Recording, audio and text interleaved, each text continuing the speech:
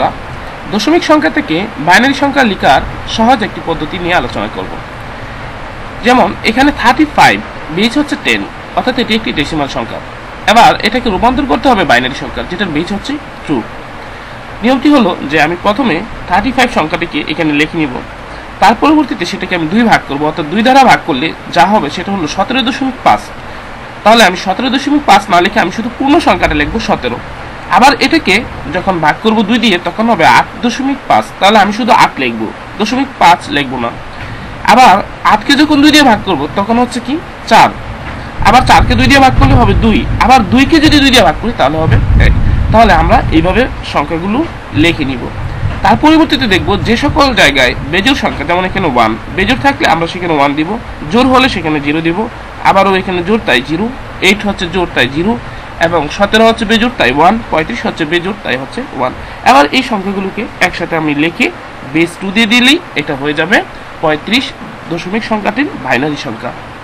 আশা করি বিষয়টা বুঝতে পেরেছো। চলো একটু বড় অঙ্কে দেখা যাক।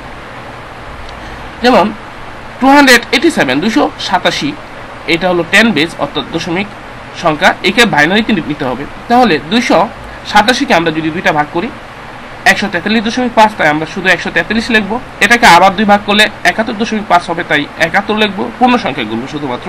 এটাকে 2 ভাগ করলে 35 হবে, 0.5 হবে, তাই আমরা 35 লিখবো। এটাকে 2 ভাগ করলে 17.5 হবে, তাই 17 লিখবো। এটাকে 2 ভাগ করলে 8.5 হবে, তাই আমরা 8 লিখবো। এটাকে 2 ভাগ করলে হবে 4, এটাকে 2 ভাগ করলে হবে 2, এটাকে 2 ভাগ করলে হবে 1।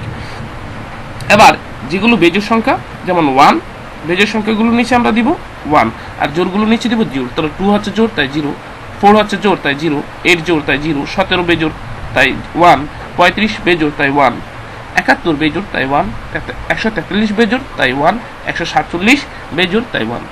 এবার এই সংখ্যাগুলোকে এই ক্রম অনুযায়ী একসাথে লিখে আমরা 2 দিয়ে দিব।